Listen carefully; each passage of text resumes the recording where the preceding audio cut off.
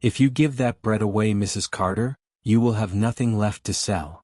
Victor Crane stood at Helen Carter's counter with a foreclosure notice beneath one hand and her last loaf beneath the other.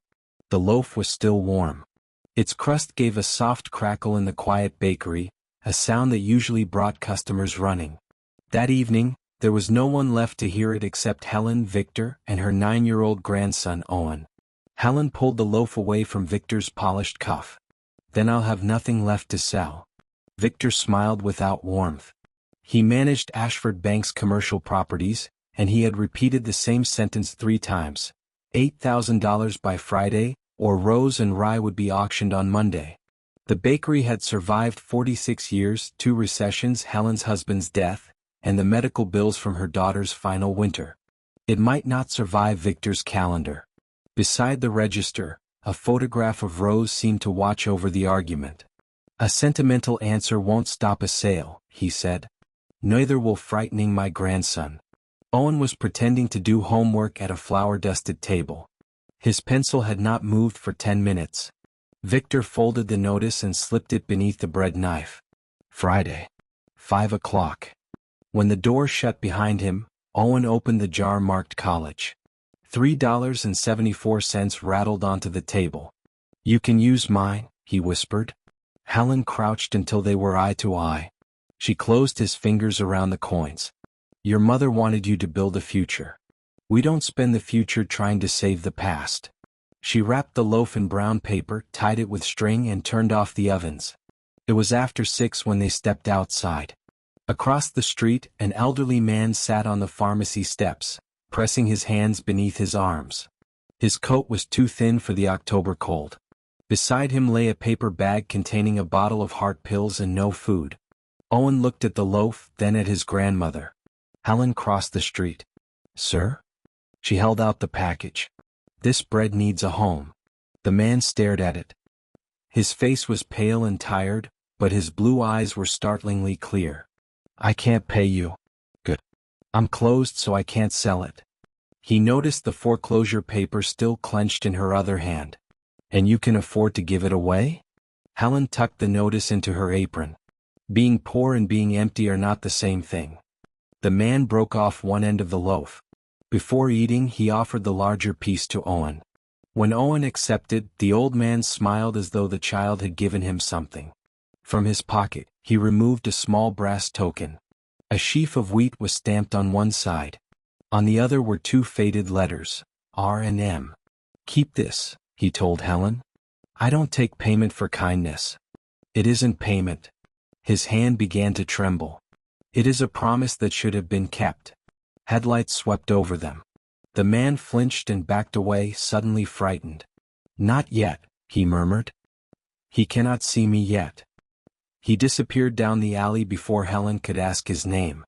3 hours later, Owen was asleep upstairs and Helen was at the bakery table, adding numbers that refused to become 8,000.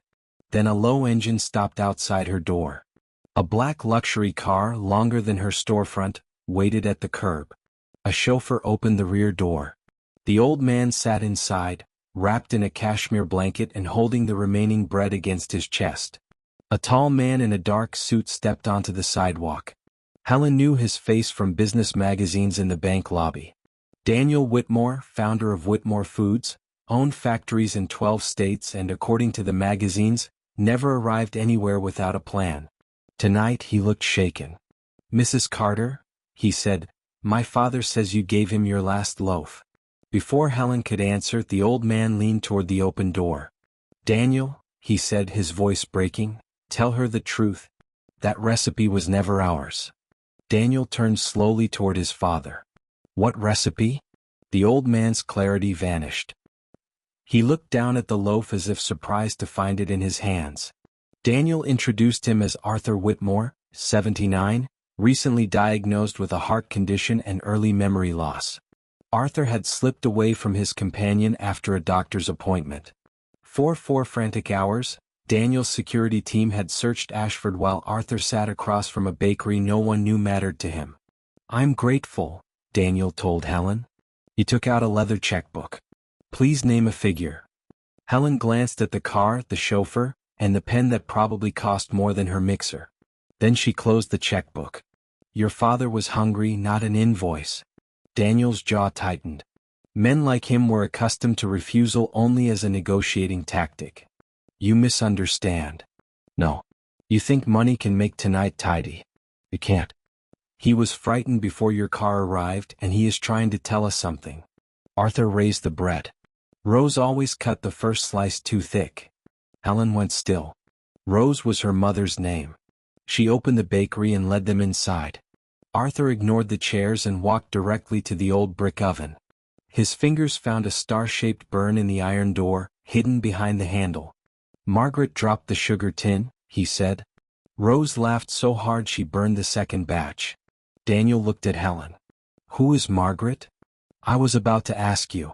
My mother. Daniel reached for the photograph but stopped before touching it.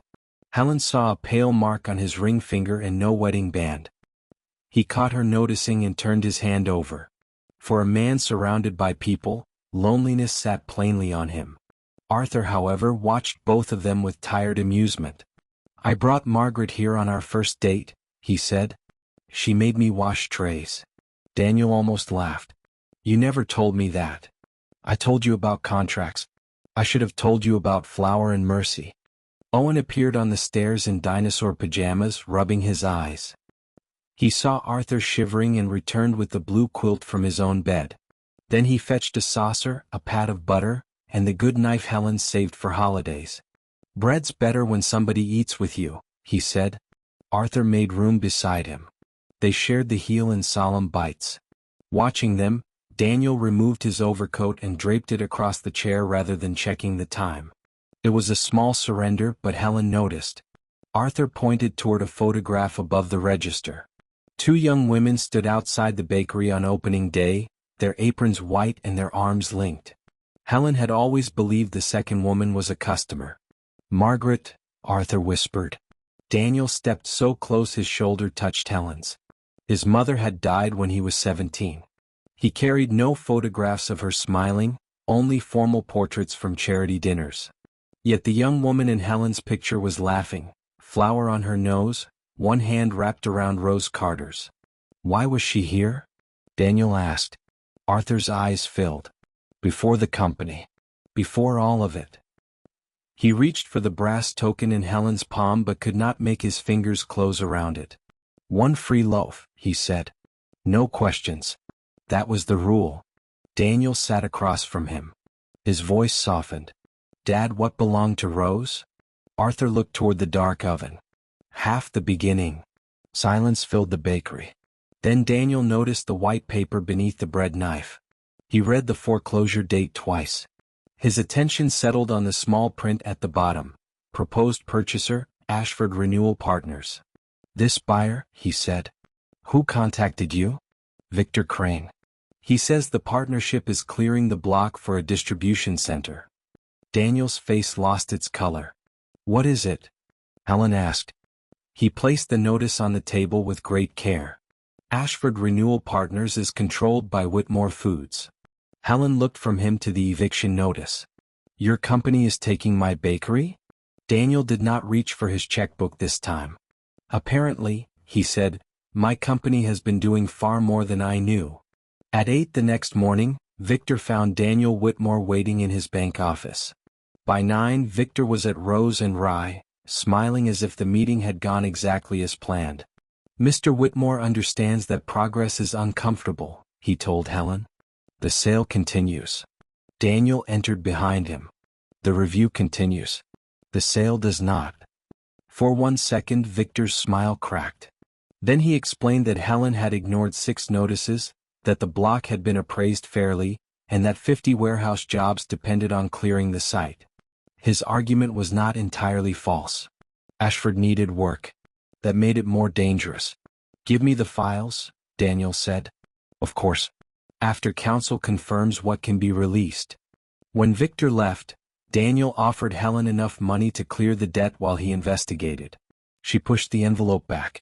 If your company caused this, I won't let you hide it with a private favor. If it didn't, I won't make you responsible for my choices. Then what will you accept? A fair review. In daylight. Daniel studied her, then nodded. Respect had replaced the irritation in his eyes.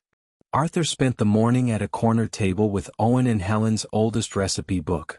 The cover had been repaired with tape, and several pages smelled faintly of cinnamon. Owen noticed that the hearth loaf recipe changed handwriting halfway down. Rose's round letters listed flour, salt, and molasses. Sharper blue letters added milk, softened oats, and one instruction: wait until the dough feels alive. At the bottom were the initials RC and MW. They made it together, Owen said. Arthur touched the blue ink. Your great-grandmother saved Margaret after the mill closed. Nobody would hire a widow with a young son. Rose gave her half an apron and said half a day's pay was better than a full day's pity. Daniel stood by the window, hearing a version of his mother he had never been given. His father had always said the family company began with sacrifice and a borrowed oven. He had never said whose oven. The bell over the door rang. A county inspector entered with a clipboard and a list of violations: an outdated vent hood, cracked pantry tile, and a rear exit that opened 2 inches too narrowly. Helen had 30 days to repair them, but Victor had marked the building for immediate closure because of public danger. He can't do that, Daniel said. Helen tied on her apron. Maybe not. But arguing won't widen a door. She telephoned a carpenter whose family had bought bread from Rose for decades. Owen called 2 parents from school. By noon, neighbors were laying tile, cleaning vents, and sanding the rear frame. Helen directed every job, fed everyone soup from the freezer, and refused to let Daniel purchase a single shortcut. So Daniel took off his jacket and lifted the old door from its hinges. While they sanded, Daniel admitted he had approved Ashford after reading a 2-page summary on a jet. Helen handed him rougher paper. Then read more next time. He scraped until a blister opened across his palm. Owen offered a bandage printed with planets. Daniel wore it. My mother fixed things herself, he said. After she died, my father hired people for everything. I suppose I learned that needing nobody meant success. Helen tested the door with her shoulder. Needing people isn't failure. Using them without seeing them is. Daniel looked around at neighbors working for no pay. Then he saw the difference. Arthur watched his son struggle with the weight. Your mother would have enjoyed that. Me working. You listening. By sunset the exit swung freely. The inspector returned, examined the repairs and withdrew the closure order. Owen drew a tiny loaf beside each completed item. When he reached the last one, everyone applauded. Helen saw Daniel smile before he remembered to protect himself from it. Victor appeared in the doorway. A charming display, he said. Unfortunately, repairs don't change a valid debt. Arthur rose so abruptly his chair fell backward. The color drained from his face. You, he said. Victor's confidence wavered. Mr. Whitmore, perhaps you should sit down. Arthur gripped the recipe book. You came to my house after Margaret died. You said Rose's daughter had left Ashford. You said nobody remained. Daniel moved beside him. When did Victor come to the house? Arthur stared at the younger man as the memory sharpened into fear. The night, he whispered. He made me sign away Rose's name. Daniel locked the bakery door. Victor remained outside, speaking urgently into his phone, while Arthur tried to steady his breathing. Dad, what did you sign? Daniel asked. Arthur shook his head. I buried it. I thought I buried it. He walked to the kneading table Rose had bought secondhand in 1978. Its maple top was worn smooth by thousands of loaves. Arthur knelt, felt beneath one leg and found a narrow brass slot blackened with age. Helen placed the token inside. It turned with a click. A shallow drawer opened under the flour bin. Inside lay a smoke-stained envelope, 2 photographs, and a contract wrapped in waxed cloth. On its first page, Rose Carter and Margaret Whitmore were named equal creators of Hearth Loaf and equal partners in any company formed to sell it beyond the bakery. A second clause protected Rose Rye. The property could never be acquired by that company without the written consent of Rose or her lawful heir. Helen read the royalty percentage again. My mother never received this. The discovery did not make Helen feel rich. It made every unpaid winter suddenly visible and every silence feel chosen. Arthur covered his face. Margaret handled the recipes. I handled the money. When she died, I told myself Rose preferred the bakery. Then orders grew. So did the shame. Every year I waited made the truth more expensive. Daniel's entire fortune had begun in that room, with two women dividing a recipe and one man deciding that silence was easier than fairness. You built Whitmore Foods with her half, Daniel said. I did. Helen's hands trembled, but she did not tear the contract or shout. She looked at the photograph of her mother beside Margaret, both young enough to believe a signature could protect a friendship. Did my mother know? Not at first. When she learned, she wrote to me. I came here to confess, but she was ill. Your husband met me at the door. He said he would tell you after Christmas. Arthur's voice thinned. Then Victor brought me a release with Paul's signature. He said your family had accepted a settlement and wanted no contact. Helen remembered that Christmas. Paul had been working nights, paying off Leah's hospital bills one envelope at a time. He died the following spring without mentioning Arthur, a contract, or a settlement. Daniel took out his phone. I am calling federal counsel. Helen stopped him. First, you call the town. That evening, Ashford's council chamber overflowed. Victor had arranged the meeting to announce Whitmore's distribution center. A model of the project showed a silver warehouse where Rose and Rye now stood. He spoke of jobs, tax revenue, and renewal. Then he invited Helen forward as though allowing an objection were proof of fairness. She carried the contract but kept it folded. I want Ashford to have jobs, she said. I also want promises to mean something when the person receiving them cannot afford a lawyer. Victor held up a notarized page. Promises do mean something. Her husband signed this release for a generous settlement 22 years ago. Whispers moved through the room. Helen recognized Paul's slanting signature. For a moment, grief hurt more than losing the building. Had he kept money from her? Had the husband she trusted traded her mother's work for silence? Daniel stepped toward the microphone, but Helen raised a hand. She would not let him answer for her. Where is the payment record? She asked. Victor said it had been archived during a bank merger. Where is the account that received it?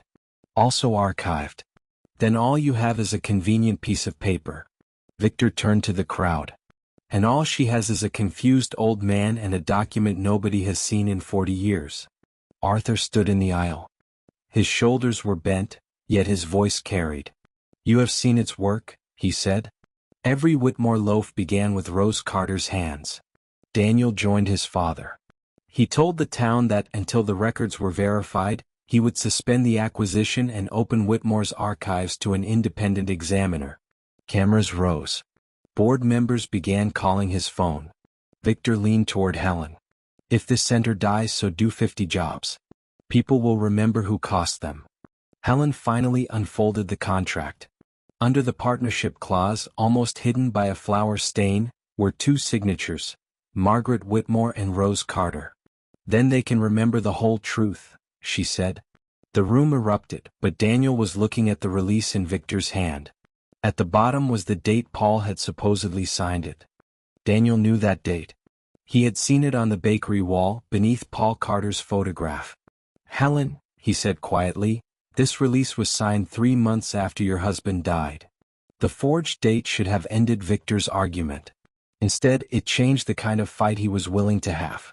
By morning, every employee at Whitmore Foods had received an anonymous message warning that Daniel planned to surrender the company to an unproven heir.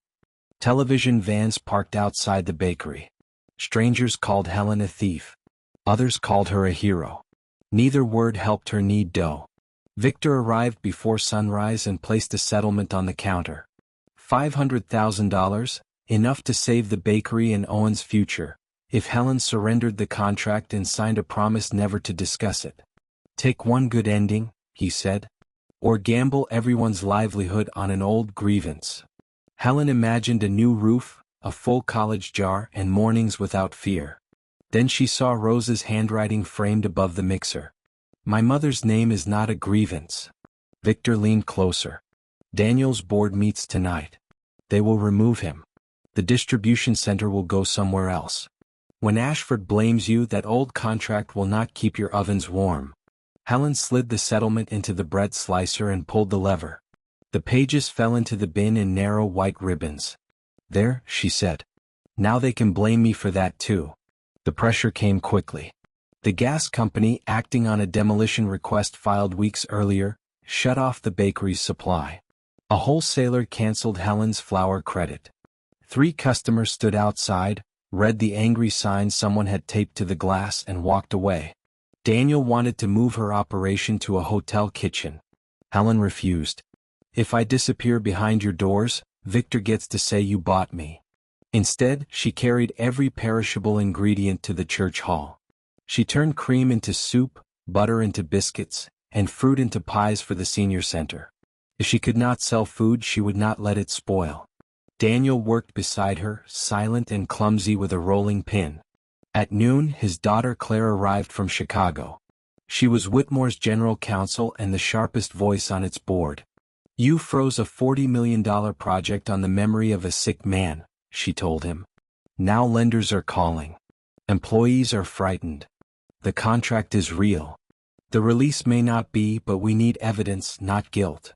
Arthur sat at the end of the table, folding napkins nobody needed folded. Claire kissed his cheek but spoke over him, not to him.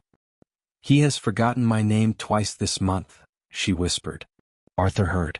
His hands stopped moving. Helen set down her dough. "Forgetting a name does not erase every truth a person carries." Claire looked embarrassed, then defensive. "This is family." "Exactly. Sit with yours." For the first time, Claire looked at Helen without seeing a threat first. She placed Arthur's old photograph between them. Claire asked him about Margaret's apron. Arthur could not remember the color, but he remembered how she tapped 3 times on the oven before opening it. Daniel knew the habit. He had done it unconsciously all his life. Father, son, and granddaughter tapped the wooden table together, and for a brief moment their argument became a family memory. That evening, the board removed Daniel as chief executive pending an investigation. He listened to the vote from the church steps. When the call ended, he stared at his hands. "I thought protecting the company was the same as protecting my family," he said. Helen sat beside him. "Sometimes protection is only fear wearing a respectable coat. What if telling the truth destroys what thousands of people built? Then tell it carefully. Repair what is broken. Protect the workers, not the lie." Daniel looked at her. "And if you lose everything?" "I already know how to be poor. I don't know how to teach Owen that silence is safer than honesty." They returned to Rose Rye after dark to gather the account books. Owen carried his school lunchbox, with the original contract inside because he had insisted it was safer near him. Arthur waited in the car with Claire. The bakery smelled wrong. Helen reached for the light switch, then stopped. A bitter metallic odor hung beneath the familiar yeast and cinnamon. In the rear room, a pipe hissed where a demolition crew had loosened the connection before the project was suspended. "Out," she said. They backed toward the door. A spark snapped inside the ancient refrigerator. The explosion lifted the pantry door from its hinges. Daniel covered Helen as glass burst across the floor.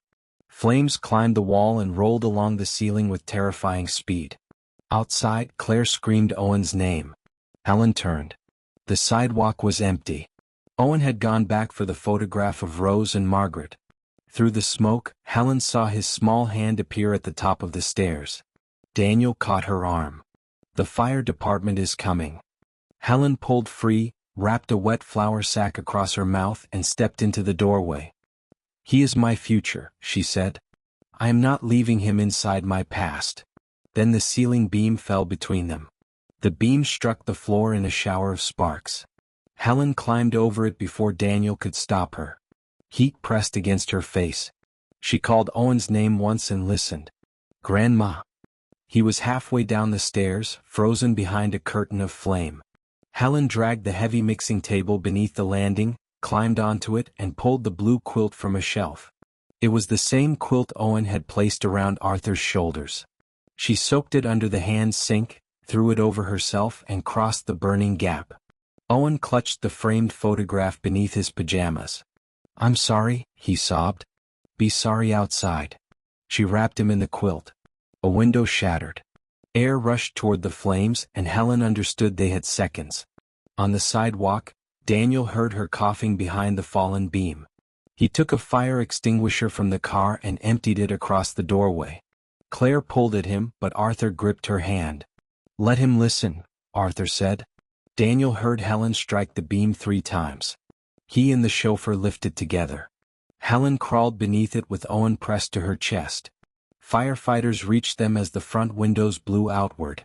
The old oven groaned, the roof folded in, and Rose and Rye disappeared behind flame. Helen sat in the ambulance with bandaged palms. Owen was unhurt except for smoke in his lungs. He opened his lunchbox and removed the contract, dry and untouched beside an apple and 2 pencils. "I saved the wrong thing," he whispered. Helen held his soot-streaked face. "You are never the wrong thing." By dawn, the fire marshal had found the loosened gas line. It was not arson. That truth mattered. The demolition subcontractor had followed Victor's order to begin utility disconnection before the acquisition was final. Victor had not ordered a fire, but he had treated an occupied bakery like an empty square on a plan. Claire found more. Whitmore's archive contained a scan of Paul's release, uploaded under Victor's employee credentials 6 years after Paul's death. The notary seal belonged to a woman who had retired before the supposed signing. Payments listed as Helen's settlement had gone to an Ashford renewal consulting account controlled by Victor. Daniel read the evidence beside the ruins. "He stole from you." "He lied to you too," Helen said. "Do not let anger make this smaller than it is." Arthur approached the blackened doorway. Only the iron oven remained standing. He placed his palm against its cold handle. "I let shame make a home inside me," he told Helen. "By the time I opened the door, it had raised a family." Daniel stood beside him. "Why didn't you tell me?" "Because you admired me. I needed a father more than I needed a monument."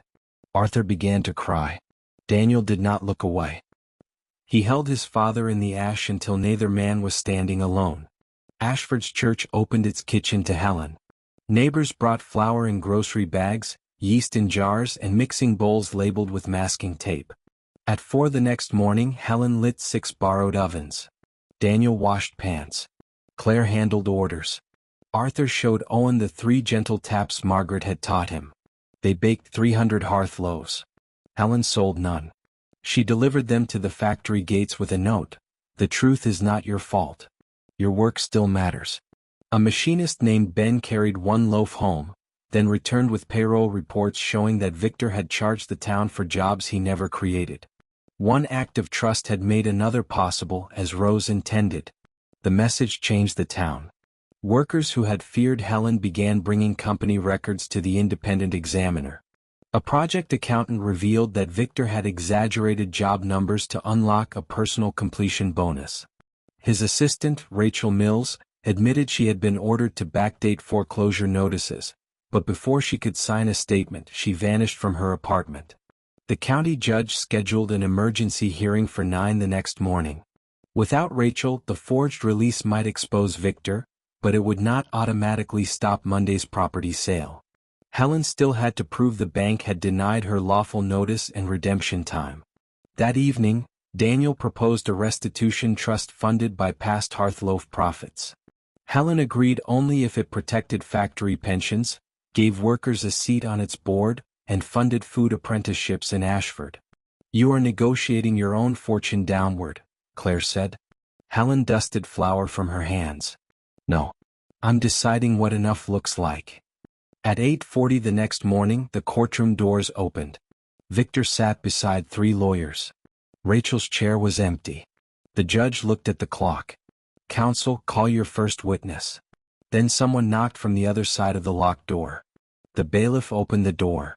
Rachel Mills entered wearing yesterday's clothes and carrying a red file box against her chest. Victor did not turn around, but his hand tightened around his pen. Rachel had not run from the truth. She had spent the night retrieving original notice logs from a storage unit Victor rented in her name. On the witness stand, she admitted backdating Helen's letters and marking them delivered. Victor's lawyers suggested Rachel had stolen the files because she wanted revenge. Rachel opened the red box and produced sealed envelopes, each bearing Helen's correct address and no postal marks. Victor had kept them instead of mailing them. On top was a note in his handwriting: delay until redemption expires. The judge asked Victor whether he wished to explain. He declined. Helen watched Rachel twist her wedding ring. She understood the bargain Victor had offered: let one frightened mother carry his guilt while he called himself practical. Helen reached across the aisle and set a glass of water near Rachel. It was not forgiveness. It was permission to finish telling the truth. Why did you do it? The judge asked.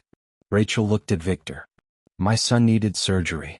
Mr. Crane said I would lose my insurance if the Ashford deal missed its deadline. Victor's face changed. For the first time, Helen did not see a powerful man. She saw a frightened one who had made fear everyone else's burden. Daniel testified next. He explained how his demands for a fast acquisition had rewarded Victor for silence and speed. Whitmore Foods had not ordered fraud, but its leaders had created a place where inconvenient questions were treated as disloyalty. I did not know, Daniel said. I was also responsible for making ignorance profitable. Claire submitted the archive records. Arthur identified the original partnership agreement. Then Helen took the stand. When Arthur's memory faltered, Victor's lawyer asked whether he knew where he was. Arthur looked at his son. I am in the room where I should have spoken years ago, he said. That is enough. Daniel lowered his head. Owen reached over the rail and touched Arthur's sleeve. The old man found his place not in the date but in the promise. Victor's lawyer asked whether $500,000 would have exceeded the bakery's value. Its price perhaps, she said. Is there a difference? Helen looked toward Owen, holding the smoke-stained photograph in the front row. A price is what ends an argument. Value is what remains after the money is gone. The judge voided the foreclosure, blocked the property transfer, and referred the forged documents for criminal investigation. The original partnership claim would go to mediation under court supervision. Rose and Rye belonged to Helen again, even if little more than its oven remained. Outside, factory workers and townspeople crowded the courthouse steps. Victor emerged between investigators. Rachel stood aside, trembling. He stopped in front of Helen. You think you saved this town? No, she said. People saved one another. That is why you could not win. Victor looked toward Rachel. I was trying to keep the project alive. And every time fear asked for one more lie, you paid it. Helen's voice held no triumph. I hope you finally learned the price. Daniel's board offered to restore him if he kept the settlement quiet. He declined. Instead, Claire became interim chief executive with a public mandate to rebuild the company's oversight and honor its workers. Daniel accepted a smaller role leading the restitution talks. Arthur approached Helen with the brass token. This belongs to your family. She closed his fingers around it. It belongs to the promise. You are not finished keeping it. Owen slipped his hand into Arthur's. 3 generations, joined by one loaf, walked back toward the burned bakery. The town had saved the iron oven and the maple kneading table. Around the ruins, volunteers waited with lumber, coffee, and work gloves. Daniel asked Helen whether she wanted Rose and Rye restored exactly as it had been. She looked at the blackened walls, then at the people who had filled the church kitchen. No, she said. I want to build what it was always trying to become. 1 year later, the new Rose and Rye opened before sunrise. No ribbon was cut that morning. Instead, Owen broke the first loaf and passed it hand to hand. The old iron oven stood at its center, repaired but not polished. Helen kept the scorch marks because survival did not need to pretend it had never burned. The maple table ran along one wall. Beneath its flour bin, the hidden drawer now held copies of the partnership agreement, while the original rested safely with the court. The restitution agreement recognized Rose Carter as equal creator of Hearth Loaf. It paid Helen what the bakery was owed, but she did not build a larger house or buy a finer car. She rebuilt Rose and Rye as a worker-owned bakery and training kitchen. Whitmore funded apprenticeships there, factory employees held seats on the trust, and every pension remained protected. Beside the front door stood a wooden shelf with one simple sign: take a loaf. Leave a loaf. No questions. The first person to use it was Rachel. After testifying, she found accounting work at the church. She left 2 loaves and took one home to her son. Victor came months later. He had pleaded guilty to fraud and reckless endangerment. While awaiting sentencing, he was assigned community service with Ashford's housing program. He stood outside the bakery in a faded work coat, unable to enter. Helen saw him through the window. She placed a warm hearth loaf on the shelf and went back to her customers. She did not forgive him with a speech. She did not pretend consequences were cruelty. She simply refused to let his worst choices decide what kind of person she would become. Victor took the bread. The following week, a box of new tiles appeared beside the bakery door with no note. Arthur worked 2 mornings a week when his memory allowed. Some days he called Owen by Daniel's name. Other days he could recite the hearth recipe without looking down. Owen never corrected the first mistake. He only tapped the oven 3 times, and Arthur always remembered what came next. Claire transformed Whitmore Foods more slowly than headlines preferred. She published the company's old contracts, added worker representatives to its board, and printed 2 names on every hearth loaf wrapper: Margaret Whitmore and Rose Carter. Daniel came to Ashford on Fridays. At first he said it was for trust meetings. Eventually he stopped pretending. He and Helen closed the bakery together, shared the last cup of coffee, and argued gently about whether molasses belonged in rolls. Their affection did not arrive like a rescue. It grew through work, truth, and the relief of being seen clearly. On the anniversary of the fire, the town gathered in the bakery. Arthur placed the brass token in a frame beside the opening day photograph. Beneath it, Helen added Rose's old rule: 1 free loaf. No questions. Before the frame could be mounted, a little girl entered with her father. His work boots were muddy, and his face reddened as he counted the coins in his palm. He was $1 short. Arthur took the token from the frame and placed it on the counter. "Looks like this still has work to do," he said. Owen wrapped a loaf. Helen added 2 rolls when the father was not looking. Daniel carried the bag to the door. That evening, only 1 loaf remained on the cooling rack. Helen switched off the lights, but she did not lock the door. She carried the loaf to the wooden shelf and set the brass token beside it. Once, giving away her last loaf had seemed like the final loss in a life already stripped of too much. Instead, it revealed what hunger, wealth, shame, and fear had hidden for years. A bakery could be rebuilt.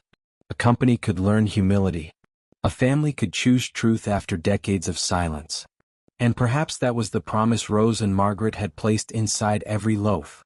What we keep may feed us for a day, but what we give with dignity can return as courage, justice, and a place at the table for someone we may never meet.